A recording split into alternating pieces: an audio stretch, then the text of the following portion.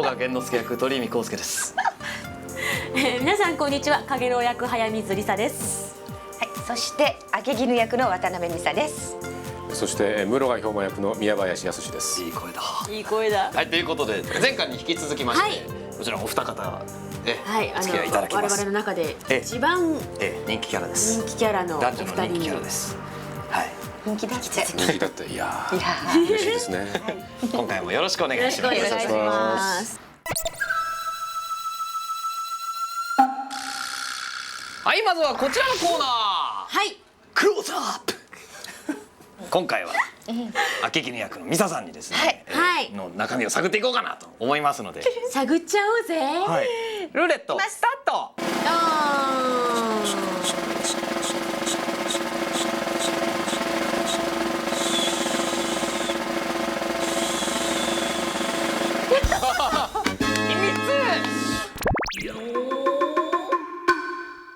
お願いいたします。これ秘密が私すごくいっぱいあるんですけど。ほら。謎を聞いて女性です。どの秘密にしましょう。あの秘密で。聞きたい。あの秘密。あの秘密で。だったら全部言っていただいて構わないです。あの秘密。はい。あれを。あれを。実は私、はい。その昔、はい。とある子供番組のはい。デパートお姉さんをやってました。デパートお姉さん。だからぬいぐるみが緑色のぬいぐるみと赤茶色のぬいぐるみのすごい人気子供番組がはい。あありますね。それのオンエア用のお姉さんではなくってはい。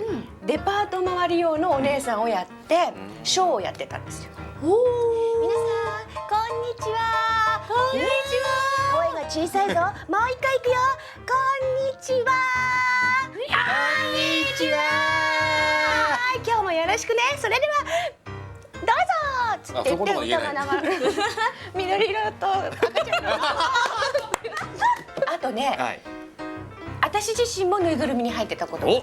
それはすごいです。別に緑色ではないですよね。それまた別の子供番組で、宇宙人の2体ぬいぐるみが出てくるんだけど、その中の1体で中にマイクが仕込まれて苦しいでしょ。でもぬいぐるみはこうニコッと笑ってるから、ロケとかもあって子供がわーって集まってくるんだけど、心の中であっち行けよとかってひどでも子供って蹴ってきたりしません。イエーイイエーイって。そうなの。でもこう脱ぐわけにいかないからもうすごい辛かった。僕もそういう辛い思いしたことありますよ。入ってたことあります。ありますありますあります。とあるね CM でまあそういうのを着たりこうかぶったりするような役で、まあいいやと思ってたんですよ。でもう朝8時にそのプロダクションに行って「これですから」っつって「あこれか」でどっからこれつけていいか分かんないまずかぶり物なんですよ。だからそれまず裂くところから始めるんですよね。それはその場でですか。それでカパッと見たら接着で止めるんですよ。で俺は「すみませんこれいつ脱げるんですか？終わるまで脱げないよ」あそうですか。休憩中もそのままポー。休憩中もストローでこうジュースを入れて。うわ大変。しかも今でも忘れませんよ。9月3日の炎天下の時に公園でとある公園で撮ったんですけど38度ぐらい、中は多分42度ぐらい。ぬいぐるみに入ったことはないな。でもなんかさ、顔出しはやったことありますね。どんなの？僕はなんか企業用の研修用のビデオみたいな VP と言われるやつなんですけど、あれ僕のデビュー当時は結構3本ぐらい僕出てますよ。とある企業で。いい点悪い点いい例悪い例ってやつ。なんであれは男性が必ず悪い例をやらされるんでしょうね。できない方の。言われてみれば多いかもしれないね。そうですね。それはやっぱでもね初めてだからそういうテレビ的な、撮影収録っていうのは、終わんなっけーな終わんねえなとかって思いながら。待ち時間がね。しかも朝早いじゃないですか。早いんです。しかも現地集合とかで。あるある。リサちゃんはなんか私も VT もやりましたし、ドラマをちょっとやってた頃があって、昼ドラに出てたんですけど、看護婦さんの役だったんですよ。その時似合いそうですね。似合いそうね。なんかその時にね、自分で注射をしなければいけない病気の役だったんですね、その主役の方が。でそれを教えなきゃいけなくって、それをアドリブでって言われたんです。無理みたいな。それはちょっとね。一応なんか資料3枚ぐらいのなんかプリント渡されて、もう終わる頃には私注射打ってもいいんじゃないかな。結構面白いですねこういう話って。い昔ろいろやってた。いろいろやってきた実は。ね皆さんもどうでしたかね。どうでしたかね。いや意外な一面、かなり意外な一面がね見れたんじゃないかとみんなの秘密。思います。はい、だからもしかしたら他の役者さんもそんな過去があるかもしれませんな。ということで以上クローズアップのコーナーでした。でした。はい、続きましてはベストシーンのコーナーでございます。今回はね、どんなシーンが見れるんでしょうかね。ということでまずはこちらのシーンをどうぞ。小四郎殿。で怒られるの小四郎に。そうですよね。そう勝手に逃げてきちゃってさ。そうそう下手したら小四郎にやられそうですもんね。あんたさって。そうそうそうそう。殿様をなぶり殺しに。くのいち座談会やった時もこのシーンのせいで小四郎がもうみんなに嫌われててああ、かわいそう。ひどい。 「ひでえよ!」っつって「なんだあいつ」っつっておぼろ様にも言われてた。も嘘。救いがね。うちょっと芯がないかしらとかって言われて。芯がないって確かに言われてた。より確実を狙って。あ、これ妄想で妄想ですね。マジちょっとかっこよくなってる自分が。あ、自分妄想で自分の瞳になんかこう腰入れるのはまずいですよね。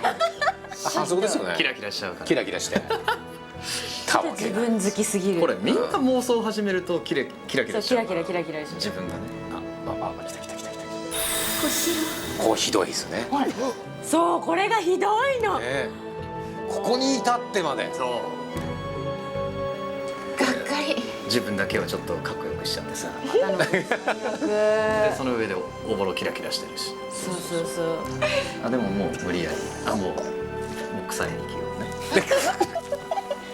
をね。注入ですよ。でもねなんかねゲームの敵キャラみたいに言わないでください。敵キャラ。やれやれ女の声色は疲れるわい。はい。小四郎死んじゃいましたね。最悪ですあの男は。死んじゃいましたね。ねえ。実際にいない明け犬に抱かれながら、しかも自分の頭の中では妄想おぼろがバーンと炸裂みたいな。しかも自分もキラキラして、ね、キラキラしてかっこよくしちゃって。最悪ですよ鳩野君。死ぬシーンでねここまでポロッカスに言われてる人初めてだと思いますよ。そう。ちょっとさ現実的にもええありそうな話だから本当にひどいなと思うんだけど。とりあえずなんか俺の好きな人には今彼氏いるから。そう。とりあえずみたいな。なんかちょっとこいつ結構痛いよねこいつ結構いいしみたいな。うん。痛いと思う。しかもさ女の人の方が年が上でね。さあなんかありそうじゃない？いやー気をつけよう。はいということで小四郎の最後を見とった後はですね、はいこちらのシーンをご覧ください。あら生き返っちゃう。気持ち悪い人だよ。血を吸い取ってるっつうの。気持ち悪い。この時点で人間じゃないですよね。ねえ。そんなね何百年も生きてる人ですよ。ああ、それ妖怪か。ヨノちゃんがこれそのヨノちゃんが声そうなんだ。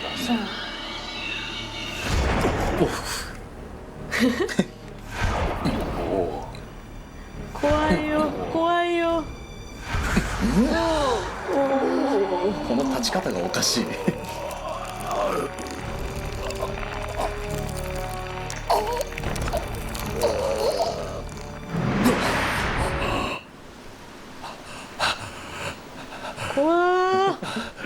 はいというわけで、また生き返っちゃいましたね。怖い。確かこれを撮ってる時にこうってヨノちゃんがねこうあーっていうシーンがあったでしょ。あそこで一回あみたいな食べちゃったみたいな。しかも可愛いって言ってちょっとみたいなね。本人もびっくりしたこんな音が出るとは思わなかったって言って僕この声って魚健さんのと思ってたんですずっと。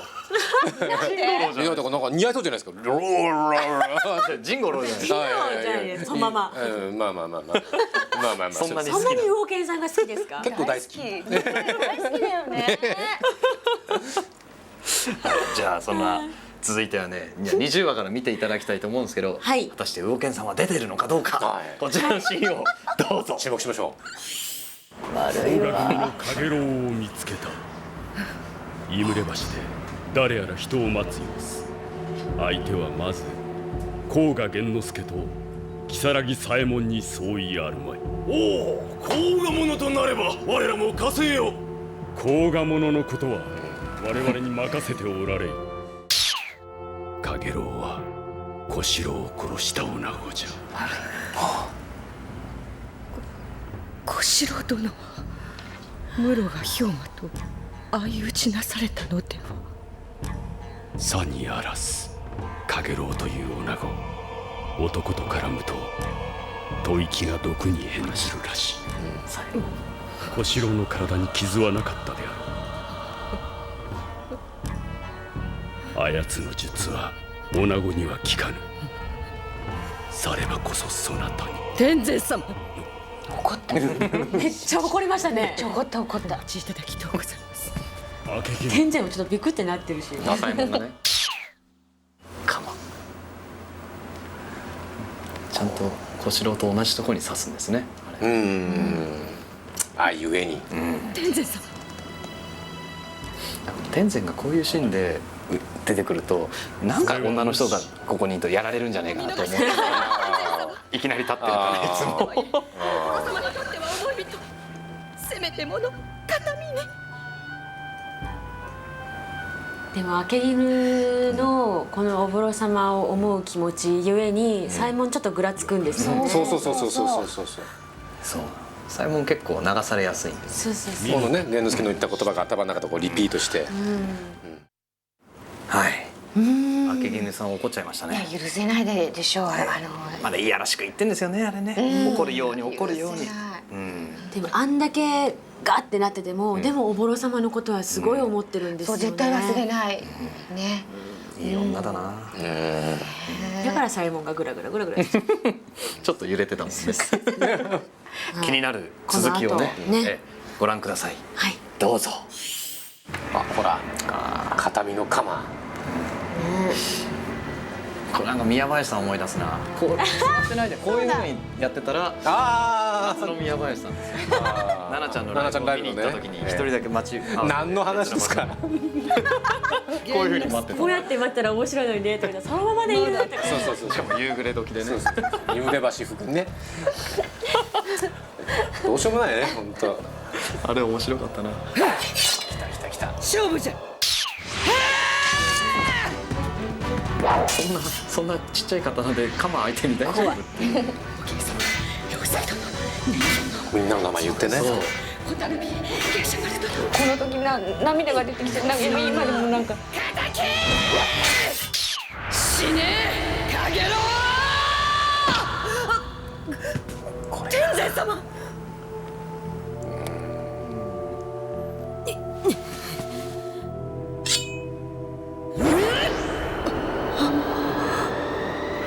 無表情だ。左衛門的に複雑なんだ。複雑だよね絶対。これ振り向いた時のね明犬の気持ちいかばかりかって感じだよな。このね。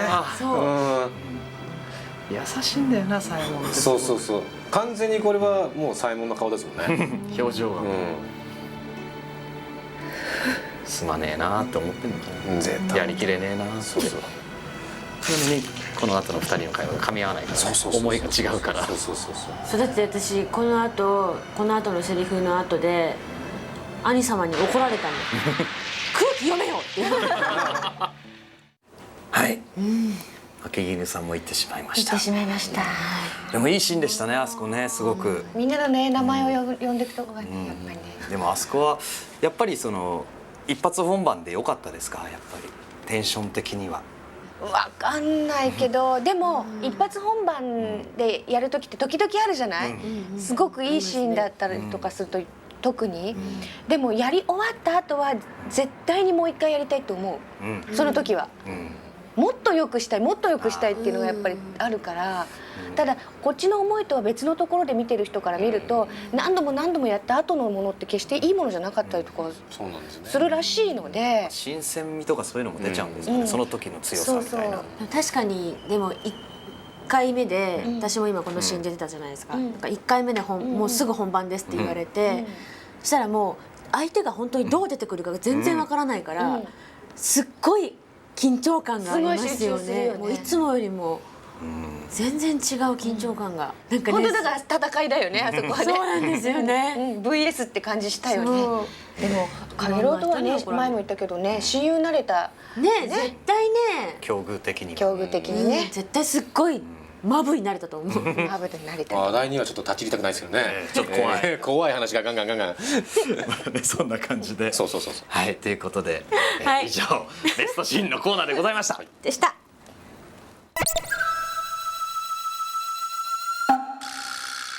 はい、続きましては、皆様からいただいたメールを紹介していきたいと思います。こちらはですね、神奈川県の、めぐみさん、バジリスクに関わる皆様、はじめまして。はじめまして。 DVD が発売されて初めてバジリスクを知り見ました。テレビ放送では見たこともなく、本も漫画も読んだことがないので、DVD とともに私のバジリスク人生が進んでいます。なのでこのメールを書いている現在のでは第12冊までしか内容が分かりません。この作品って悪い人もいい人もいない、ただ時代にもてあそばれた人たちの物語なのだなと痛感しています。最終回はどうなるのか DVD を楽しみにしています。ちなみに好きな登場人物は明絹です。彼女は全ての登場人物の悲しみを知っているような気がして切なくなります。ありがとうございます。12冊の段階で、そう明絹に注目してくださるというのはすごいですね。絶えずおぼろと一緒にいて、そうですね。どちらの方でしょうか。ちえさんからいただきました。ありがとうございます。はい、どうも。鳥海さん、早見さん、こんにちは。じゃあこんにちは。渡辺さん、宮林さん、こんにちは。こんにちは。バジリスクキャラの中で甲賀源之助様が一番好きです。なぜここに来て源之助様大大大好き。ありがハートとうございます。マーク。あんまり言われないんですよ。かげろうも大好きです。ありがとうございよかます。ったですね。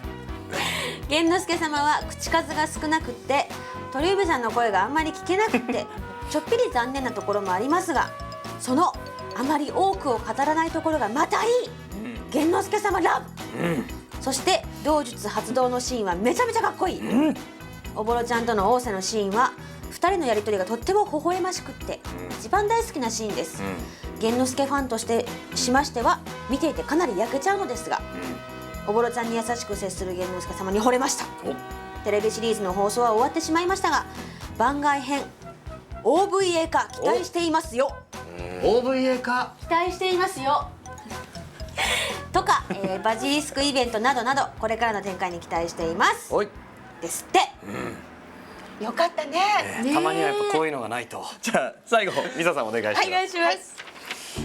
和歌山県の丸たんぽさんからありがとうございます。ありがとうございます。出演者の皆さん、はじめまして。はじめまして。早速ですが、僕はバジリスクに登場するキャラクターの中で明絹さんが一番大好きです。僕もです。ありがとうございます。おぼろを世話するときは母親のような存在であり、小四郎と接するときは姉もしくは恋人のような存在であったり、女性のさまざまな一面が垣間見れて恋人にするなら明絹さんがいいなと最近思っています。でも夜中に血を放出させている明絹さんに出会ったら100年の恋も一瞬で冷めてしまうかもしれませんね。いや、恋人の前では出さないじゃない。まあでも出さないと思う。まあね。ね、夜な夜ななんかちょっと隣の部屋でちょっと覗かないでください。鶴の恩返しみたいな話は昔話じゃない一回出さないとね。たまに来ちゃう。溜まっちゃうみたいな。そうなの？そうなんだ。出していかないと。やっぱ生まれるものは出していかないといけないんで。なるほどなんでね。でたまにちょっと待てなくなってあーって見ましたねって。それ怖いよね。こういう顔だからね。それ血が滴ってる。こっから出てくるからだーってね。丸たんぽさん、ありがとうございました。ありがとうございましたはい。はい。バジディスクでは皆様からの楽しいお便りをお待ちしております。ご覧のアドレスまでずずずいーと お待ちしております。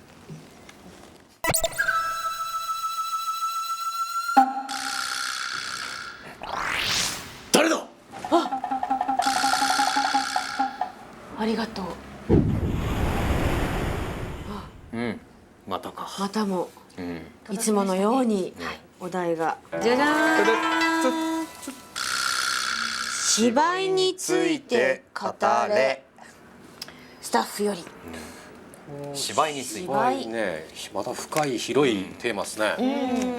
僕個人的な話をすればこのバジリスクでいただいた室賀兵馬っていうのは今までやったことのないぐらい口数が少なくて途中までは最後一歩手前まではで感情を表に出さないっていうあれは実は辛かったですね。今まではどちらかというとこう起伏の激しい年季さん系のキャラとかやったようなこともあったんで当然そういうキャラなんだろうなと思ったら全然違ってて、それは僕もやっぱそうですね。やっぱりがっつり出てて思いは強いんだけど出さないっていう役だから本当に難しくて、最初にディレクターの渋谷陽子さんに言われたのは芝居するなって逆に言われたので、すごいやっぱり掴むまで大変だったなと思って。役者に芝居するなって結構きついよね。厳しいですね。わかるけどね、オーバーにっていうのはねできるんですけどね。例えば忍びだから走り出すところとかこうそれこそ物を投げたりだとかっていうのがフッて入れたくなるじゃないですか。でもそういうのももういらないとか、私も今までやったことのないようなキャラクターだっていうのもあり、すごい悩みましたねこの作品は本当に。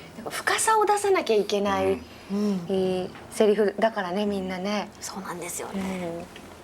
しかも時代劇も初めてだったんですよ。時代劇しゃべりって言葉回しがね、独特だし、どうしても現代っぽさが最初の頃は出てしまうっていうので、テンポとかも全然違いますもんね。結構ゆっくりめだったからね、セリフゆっくり。全体的にそうですね。最初みんなパクってったじゃない、早く上がっちゃってね。余っちゃうんですよね。余っちゃう。いや難しかったな。難しかったですね。本当難しかったですね。この作品に出会えたのがその当時、去年ですけど、その年齢でありキャリアもちょうど10年目の年だったんですよ。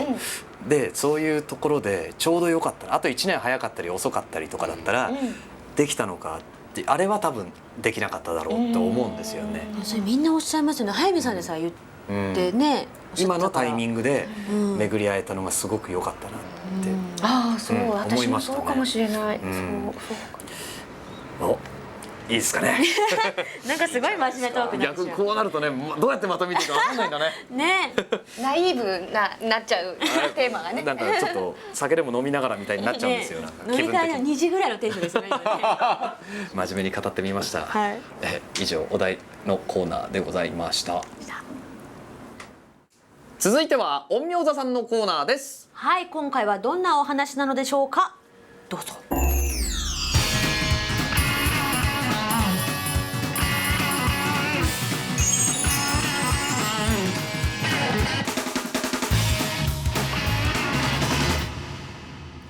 こんにちは、陰陽座のボーカル黒猫です。ベースボーカルのまたたびです。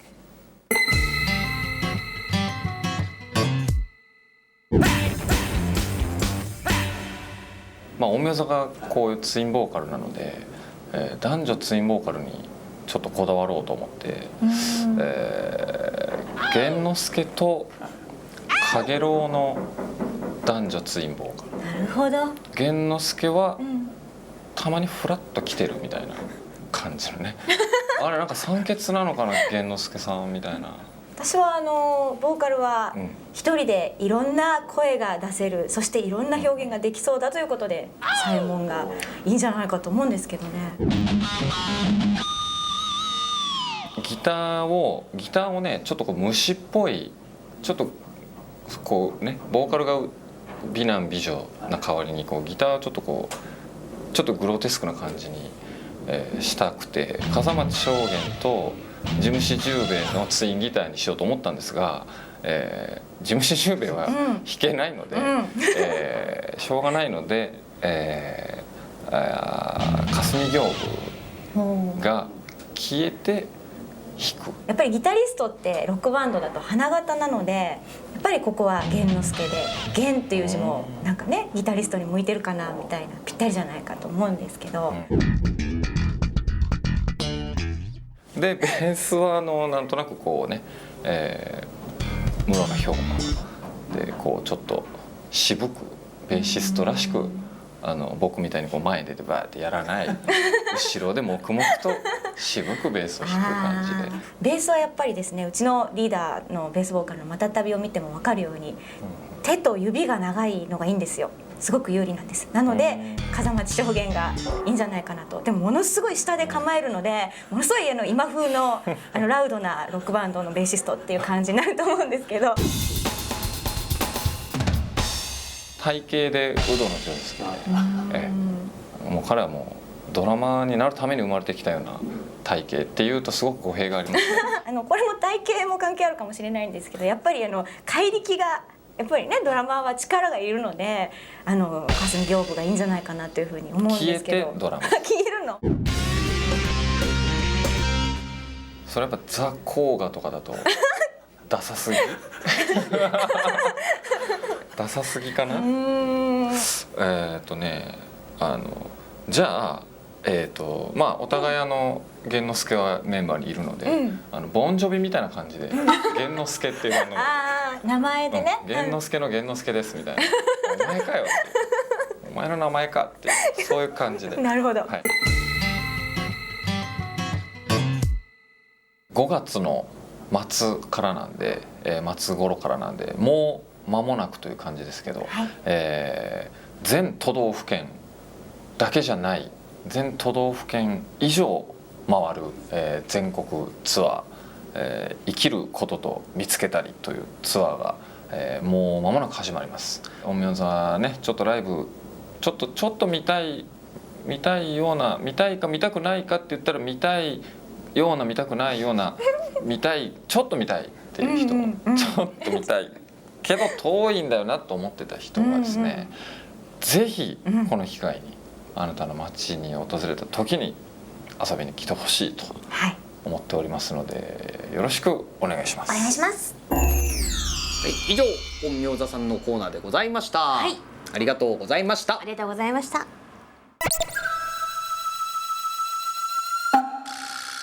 はい、続きましてはこちらのコーナーでございます。今回も大切な仲間が私たちの仲間ではございませんけども行ってしまわれました。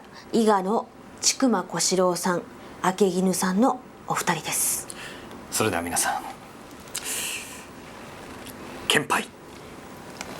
献杯。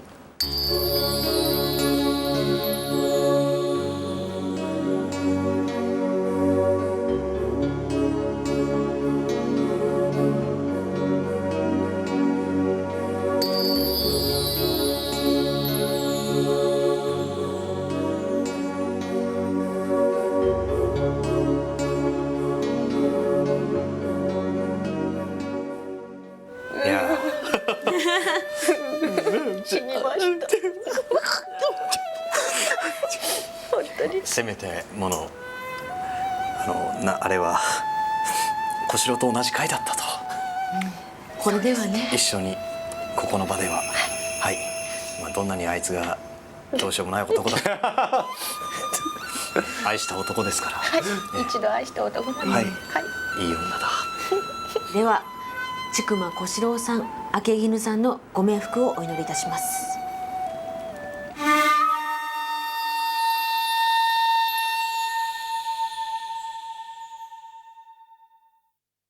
はい、ということでエンディングでございます。はい、はい、ありがとうございます。はい、2巻にわたって2人ありがとうございました。どうでしたか？なんかすごい懐かしくて、でもそうですよね。楽しかった。久しぶりですもんね。映像をこうやって見て、そう宮林さんは予告をずっと読んでらっしゃったじゃないですか。はい、あれはいかがでした？あれはね、めっちゃ難しかったですよ。要するに七五調でもないし、毎回15秒か17秒忘れましたけど、秒数に入れるのがまず至難の技で、なんとかそこ一つ言ってくださいっていうね、向こうのアソロトウィングの方が言うんですよ。あれはでも削れないですからね、文章ね。そうですね。はい、では最後にですね、はい、恒例のバチリスク。ではまず私からいきますよ。お願いいたします。よくさんよ、本当の名前は明け絹よ。あけぼのいやさ明け絹。そうなんですよね。これはでも我々じゃないとわからないかったですね。収録現場でそうそうなぜか明け絹をやたらとあけぼのとおっしゃってまして、あけぼの私もたまにあけぼのって言われます。みんなはうんってなってて、そうそうそう。いきます。見せ花屋ただ流れゆく赤い糸。これは小四郎ですよ。はい。小四郎がもう自分はねもういないからわかんないでしょうけど、こう水の流れのように明絹さんから小四郎へただ一方通行で流れていくこの気持ちとかね、この思いとね、この死に様をね見やがれと。お前の鎌持ったまんまだぞって、そう伊沢さんお願いします。来世はエンジョイ人生エンジョイラブ明絹でした。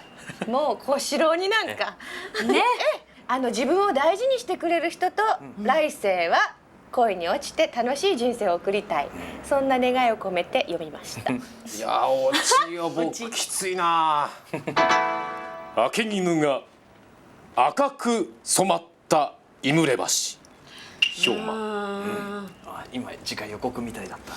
かっこいい。兵馬みたいな人と来世は。いいですね。じゃあ世で。あの世で。ベストカップルだと思います。後ろから呼ぶときは世って飛びますからちゃんと。やっちゃった。オーケーさん助けて。やっちゃった。はい、ということで楽しい雰囲気のまんまね、さよならしないと思います。本当に今日はありがとうございました。ありがとうございました。では皆さんさよなら。